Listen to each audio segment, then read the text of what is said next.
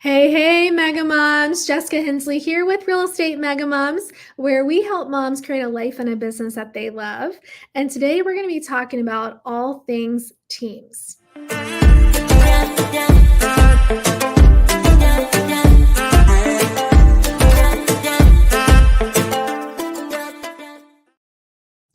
I am joined by MacKenzie Shelton. MacKenzie, thank you so much for being on the podcast. I'm so excited to talk to you. Just kind of getting a little preview of your business. I think we're going to have a lot to talk about, a lot of things that our moms will really enjoy. And like I said in the intro, we're talking all things teams. So MacKenzie is a team leader in Omaha, Nebraska. She's also licensed in Iowa, right? Mm-hmm. Yep. Iowa.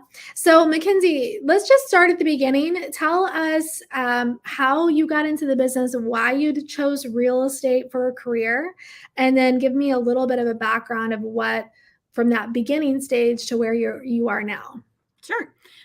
So I have been licensed since 2014.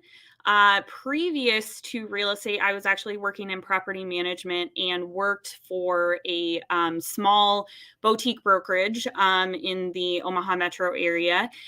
And I was actually going back to school for nursing. I was like, I've got to figure out, something else to do because I was kind of getting a little burnout on property management because I had been doing it for a little while. And my husband was like, well, actually, we weren't even married yet at the time. My husband's like, why don't you go get your real estate license? You work for a real estate company. And I was like, oh, I don't want to do what they do. It sounds horrible. He kind of kept pushing me a little bit. And so I actually did end up getting my real estate license. And within about a year, switched over to Keller Williams Realty and have been there ever since. And really just kind of have not looked back since then. So, yeah. I love that. So you started out in 2014 and you were already a mom at that time because you told me you had two. So by the way, everyone, MacKenzie has 4 kids. Yes. And she manages the team. I mean, and I believe on your bio, you said you've closed around 80 every year. You guys are closing quite a few homes. Yep. So last year was a little bit of a down year for me because right at the end of 2021, I had my 4th child, my daughter. But on average, I'm closing between 40 and 50 houses a year. Personally, our team has closed anywhere between 80 all the way up to 135 in 2020 when everything was really great. So yeah. Yeah. So I love that. I feel like property management is like the worst side of real estate. So if you can make it in property management, you can definitely do anything within real estate. Absolutely. And you've proven that. So tell me, where did your business come from kind of in those early days? What was your average transaction count? And when did you decide to start a team and take it to the next level? Sure. So I kind of really dove into everything that Keller Williams kind of preaches, like talk to all the people that basically be doing activities every day. So most of my business has been either Sphere, people that I know personally, or referrals from people that I know. We do a small amount of Realtor.com leads kind of as just another way to meet people. And then actually in 2018, after I had my son, I kind of had a down year because, having an infant is just always a new challenge. And so actually that whole year in 2018, I would take him in a stroller and go door knock neighborhoods that I had just sold a house in, and I wanted to try and get more listings and stuff like that. So I've kind of done all sorts of lead generating things, but mostly I would say it's Sphere related. So yeah, that takes a lot of guts to go knock with the baby. I love that. That's awesome. Well, and you want to know what though? I got a lot of people to open their door because they're like, "What's this lady with a baby doing here?" Yeah. Well, and you're exactly right. I was talking about this in the inner circle the other day. Like us moms, we have such an advantage, really, because people really have their guard down and not necessarily thinking of us as like salespeople. We can have true, authentic conversations with our Sphere and even in your case, door knocking. So Absolutely. I love that. Yeah. Okay, so you had some transactions and then you decided, like, what made you decide to do a team? Yeah, so actually in 2018, I joined a team that was here in our local office, and I am really grateful for the experience that I had on the team.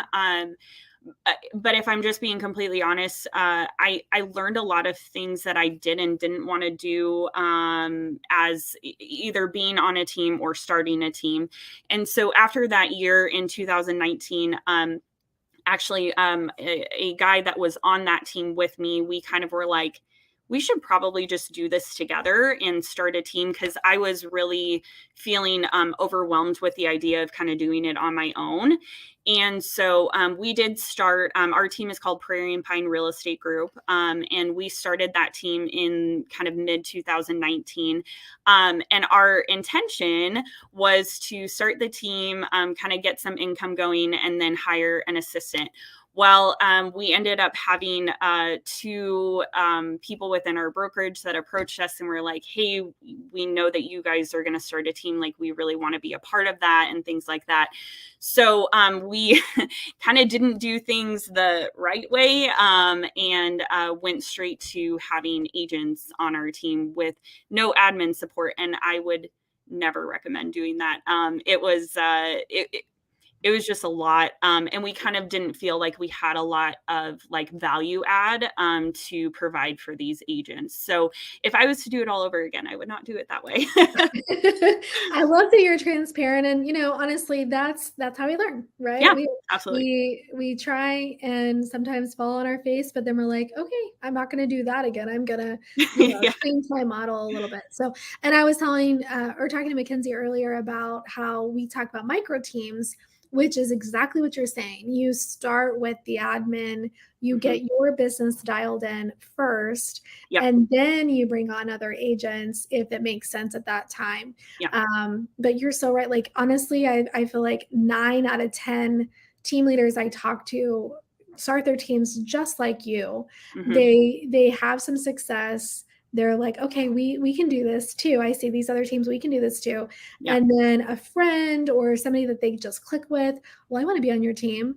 Hmm. And but what we were not thinking of is like, okay, that person needs training, that person needs resources, that person needs value for Yeah. me to earn the percentage that I'm going to be taking from them. And so Absolutely. there's this tug of war between the team member and team leader, and it's so Yeah. hard. Yes. Yeah, absolutely. And we did, like, within I think less than a year, like, we did end up, having enough funds to hire an assistant and, have somebody on salary and all that stuff. So it wasn't like it was too terribly long, that we kind of felt that way, but it was definitely a big struggle in the beginning. So yeah, hire an assistant first. Okay, so let's go ahead and talk about the other side of this. You went into it as a partner. Yeah. And, we haven't shared yet with the podcast listeners that so she's no longer a partner. You're Yeah. the sole owner. Hmm. So, and also I want to talk about like things that you learned from your previous team that you decided, hey, this is something I don't want to carry forward. Yeah. Well, let's Yep. talk about those two aspects, partnerships and then just things you learned from the previous team. Sure. So, entering into a partnership, business wise, like, this could be any business, not just real estate related. You're kind of almost entering into a marriage, or like a, I don't know, civil union, whatever you want to call it. And it comes with a lot of complications, right? So, the benefits are like, you're not kind of having to do everything yourself, right? You and that partner can kind of conquer and divide different tasks, different responsibilities, things like that. So I would say there's definitely like the benefits of that side of things. But of course, just like with any partnership, like, you're either potentially going to butt heads or not agree on things, or just maybe eventually like kind of not be going in the same direction, not have the same goals and dreams, kind of where you want to go with things. And for me, that's kind of where it just came down to, was we weren't going in the same path. We didn't have the same aspirations anymore. And so it just kind of was at the point where it just didn't make sense for us to both go in that same direction. So Well, and something that you were so fortunate in, you let me know earlier, you guys did have an exit agreement kind of Yeah. outlined. That is huge, MacKenzie. And I can't tell you how many people I have talked to that, and I'll just be real honest, like myself included, right? And Yeah. entering into a partnership because you click with somebody that you think that you're aligned, and maybe you are in that season, but we change, life changes, Absolutely. things happen. And it's so hard to navigate. And so if you Mhm. don't have something outlined in the beginning, a true partnership agreement that states here's each partner's responsibilities, here's the minimum they have to do, here's the roles they have on the team or Yep. the company, and then this is what happens, here's the consequences of not following through, here's how the Yep. buyout happens. All of those things should be outlined. Yep. So how did you, I mean, I guess you guys just knew going into it that you needed that. How did you know? My dad actually like worked with contracts for a living. And so he was like, you need to have a contract and have it very clearly outlined. So I'm very fortunate that my dad has kind of seen like the worst of the worst in the industry that he was in. So he's kind of my business mentor. We can kind of put it that way. So yeah, we're just very lucky. And honestly, like my partner's very lucky too, because like that could have gone a very different way, for that person as well. So So yeah. you guys ended up on good terms, Mhm. yeah, that's Yep. wonderful. That's Yep. wonderful. Hmm. And that's exactly why you have those, so Yes. you can point to a clear, because here's the thing on the partnership agreements and the exit agreements, essentially, you are making decisions before the heat of the moment, Yeah. before it's like there's all of the emotion involved, Oh yeah. because when it comes time to execute that exit agreement, there's typically emotions are running high, and Absolutely. everyone wants to protect themselves, Right. as they should. But if you already have it outlined, then it just makes like it takes all the emotion out. So that's great. Yep. Absolutely. If you had to do it again, or if somebody was to ask you, "Hey, I'm going to form a partnership with somebody," like what would your advice be? I would say like I don't look back on it like, oh, I wish I wouldn't have done that. I think that there were a ton of positives, and if I'm being completely candid, I don't know if I would have had the guts to start a team by myself without that kind of support. Because at the time I had 3 kids, one who was 2 at the time, and I don't know if I would have made the leap to do that myself. I think I would have just continued being a solo agent, you know? So I wouldn't say, like, don't do it, but, definitely have some things in place, like, agreements, everybody understands, like, what their roles are on the team, and then, yeah, like, be mature about if things don't kind of keep going that way, like be mature about it and have an exit strategy in place. So yeah. Yeah, that's great advice. And I'm kind of with you on that. I don't feel like it's a automatic no for me on partnerships, Yeah. but I do definitely challenge when a coaching student comes to me and says, "Hey, I want to form a partnership. I really click with this person." I'm going to ask a lot of questions on that, Yes. because most of the time it's not as thought out as they thought it was, and Mhm. I actually love those conversations because I can actually ask both people, like, what are your expectations? And often they're both like, oh, I didn't even think about it from that perspective. So Yeah. seek advice. I guess that would be my advice, is like seek counsel. Yeah. Um, Dave Ramsey says partnerships are the only ships that never sail, right? Yeah. And you know what? I'm very lucky. There is a team in St. Louis that is actually with Keller Williams that I was able to get some really good solid advice from as well. And they are still a partner. I mean, it's been probably 10 years that they've been in partnership together. So I do think it can work. It takes a lot of finesse. So yeah. Yeah. Yeah, I love that. Okay, so MacKenzie, what are the lessons you learned from your previous and maybe even your current team, that you realize I don't want to do that? Yeah. So I was on a team for a year, and they were really, really heavy into Realtor.com leads. And I mean, they were spending like an exorbitant amount of money on lead sources and stuff like that. And there was just such a heavy focus on that I had come from being a solo agent previously, where most of my business was coming from my sphere. And I mean, I was at that time when I joined that team, I was doing like between 20 and 30 transactions a year. So it wasn't like it was a tiny amount of transactions. And so I just didn't quite jive with the focus of the team. And they were just constantly like, why aren't you, following up with this lead and this lead? And not that that isn't important. But I was like, I'm still closing deals. Why does it really matter where they're coming from? So I think that was probably the biggest lesson for me, starting a team. Was I was like, I want to teach agents how to go talk to all of the people that they know, right? Like, not I know there are a lot of teams in Omaha that are really big on Zillow and Realtor.com, and not that you can't have a really solid business that way, but I just would rather make all those personal connections and really have like clients for life, because they're people that I've known since I was little. So that was probably like.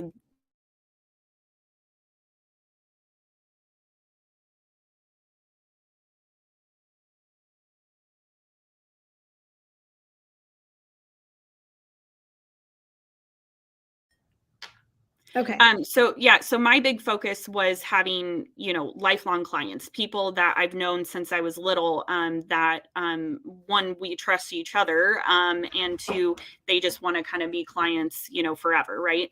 Yeah. So, that was super important for me to be able to teach agents kind of like how to do that. And then I think the other thing for me was like the team culture. Right. So, the team that I was previously on, like the culture was not great. If I'm just being completely candid. And so that was the other thing for me. I wanted to make sure that my agents felt like they could talk to me about anything, right? Nothing is off the table. We don't have talking behind backs or toxic, just kind of toxic workplace stuff, right? And so the other thing that was really big for me was when I exited that team, it was not a smooth exit. And there was a lot of just hurt feelings and different, and things were said that probably shouldn't have been said and things like that. So like always in the back of my head, when I've had agents leave my team for various reasons, I want it to, one, stay professional, and two, I mean, most of the time that person's staying in our office, I have to see them on a regular basis. I want that relationship to still be intact. Like that Yeah. to me is way more important than any money that I can make, than any split that they owe me, any client that was technically mine or not theirs, or different things like that. So, Yeah. Yeah. And I think that that is on both sides, the team leader and the team member. It Mm-hmm. is so important not to burn bridges in this industry, because the success comes in the relationships, right? Yep. You're going to be on the other side of that transaction one day with Oh, that person. So like, mm-hmm. why make it awkward or put your client at a disadvantage as well, Yep. Absolutely. So I love your attitude and your heart on that. And it's really hard whenever you want to kind of be the bigger person and do it the right Yeah. way, and the other person isn't necessarily on that same level, Yep. right? And what I have to remember is hurt people, right? Yep. And often it's not about them, not about you at all. It's about them. Right. I don't know if you saw my post yesterday about the snake. I did. Yes. Yes. So, for those that are listening, or maybe you didn't see it, I had a friend of mine send me this quote or this perspective, and I'm like, that is like so powerful. So, in this vein of being a team leader and having a team member leave, or maybe you're a member and you're leaving a team, just and you have some hurt feelings.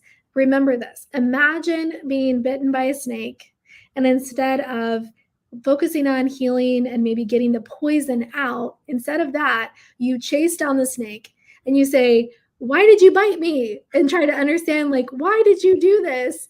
And I didn't deserve this. Like, that is absurd, right? They bit you because they're a snake, or the snake bit you because it's a snake. And no, of course you didn't deserve to be bitten, right? We don't have to prove that. And it's the same thing in our lives when people hurt us. And so that was such a great perspective, because so often I feel like we want to be vindicated and we want to be like, understand the reason and why, and like, I didn't deserve that. But honestly, that's has nothing to do with us. That's on them. Absolutely.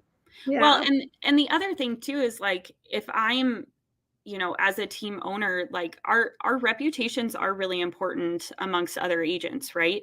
And if I want to attract talent to my team, if I'm being nasty when someone leaves, why would they go around saying, oh, hey, go ahead and join MacKenzie's team, like, she's a really great team leader? That's not what they would be saying, right? So then I'm just kind of shooting myself in the foot and not attracting potential talent. So yeah, absolutely. Well, MacKenzie, I feel like I could talk to you another 30 minutes, but I've already taken up enough of your time. Thank you so much for being on the podcast today and sharing about your team. We'll have to maybe schedule a part two. If people want to reach out to you, follow you, connect with you, send you referrals, how can they find you on social media? So I'm on Facebook, MacKenzie Shelton, and then I am also on Instagram and TikTok. My handle name is Mahogany Acres Mama. So you can find me there. I love that. Mahogany Acres Mama. Okay. And I will also put her handle in the show notes as well. All right, moms. See you next week.